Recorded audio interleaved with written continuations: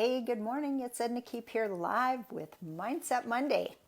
And today I want to talk about the number one excuse I see people use all the time to put off their dreams. And I'm also going to talk about what you can do about that right now so that stops happening to you. Okay?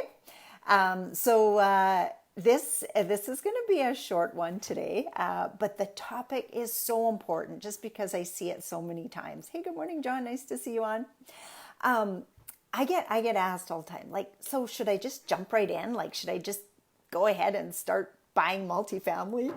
And it's a question just about every coach is going to get at one point or another.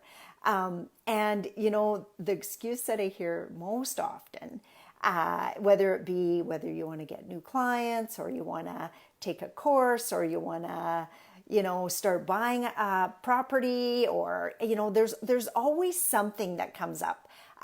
Maybe it's even just enjoying family time instead of working all the time because there's different excuses for different people.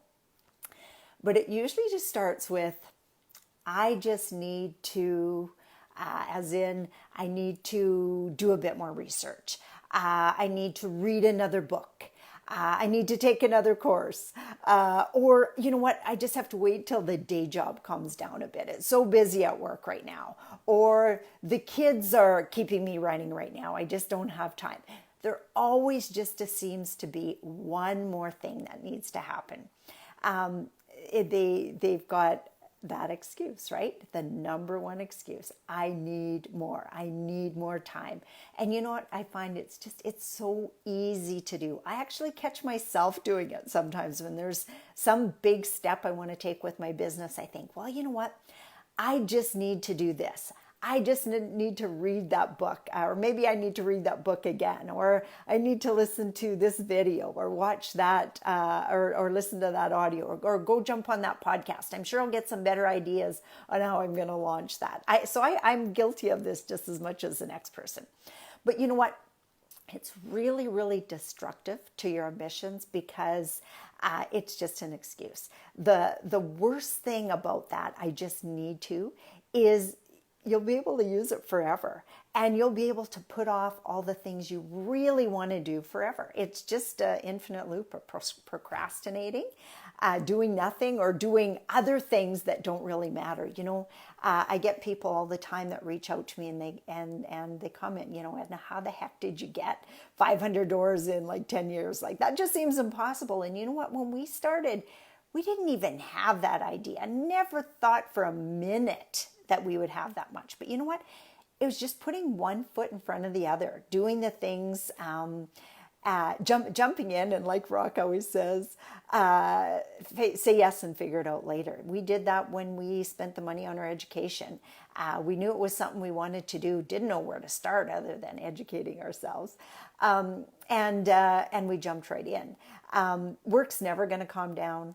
The kids are never going to be less needy or less stressful. That used to be one of my excuses when the kids were younger. Well, when the kids are older, you know what?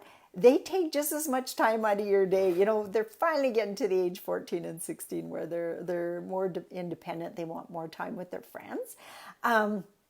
But there's still a lot of running around.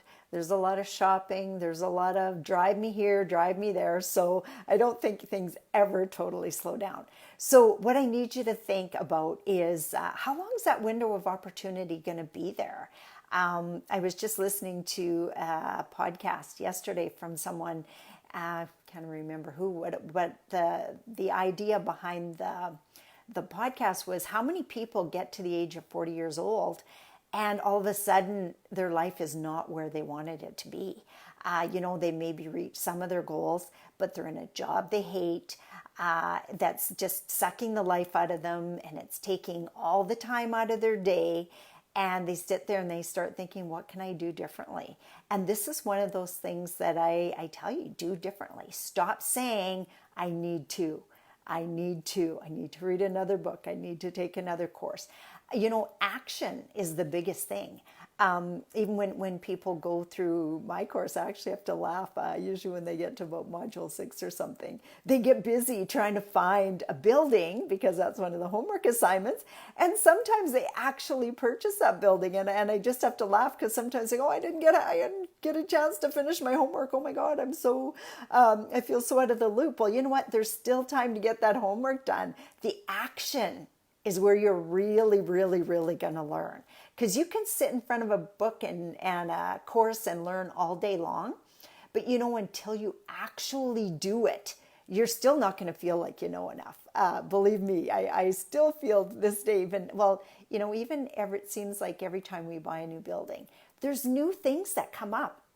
There's new CMHC rules, there's new lending rules, there's new insurance rules, there's all this stuff that comes up. So you can never know everything anyway. It's impossible because every time you think you know everything, they change the rules on you, We've bought a house and 3 weeks later bought another one and we got asked different questions than the first time around. So know that that's going to happen to you. Again, don't let perfectionism stop you. Get in, get started, and that action is going to take you a lot further than just reading that next book. You can always adjust and tweak your plans and stuff as you go along. One of the scenarios I was reading about the other day was, look at the big tech companies, or even, Google, Apple. Every time you get a new iPhone, they're always releasing updates. They do that because they can't perfect it before it goes out. There's things that they can't think about ahead of time that could go wrong. So they send it out, and then what? There's a million people working on their product instead of the, 10,000 or whatever that they employ. And those people are finding problems that they could never have dreamed up. So instead of spending a gazillion man hours and paid, they sell their products to people, and then their people are the people they're selling them to are figuring out problems. That could be, some people could say, well, oh my God, I don't want my people I'm selling it to figure out the problems. Why not? Why not? They're actually paying you for your product and figuring it out for you. I think that's amazing strategy. So next time when you're thinking about, well, I can't put out a course, or I can't do this, or I can't do that because it's not perfect. Just know nothing's ever perfect. You're always going to be wanting to tweak it.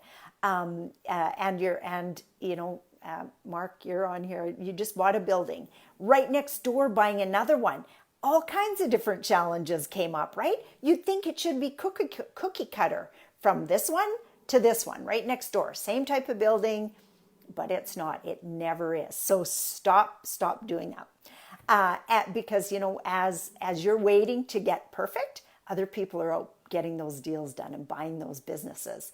Another thing I see in ours is, well, I couldn't negotiate them down that last $5,000, so I just walked away. $5,000, you're going to walk away from a building that makes sense in every other way? That doesn't make sense. You can make that $5,000 back in the first year cash flow.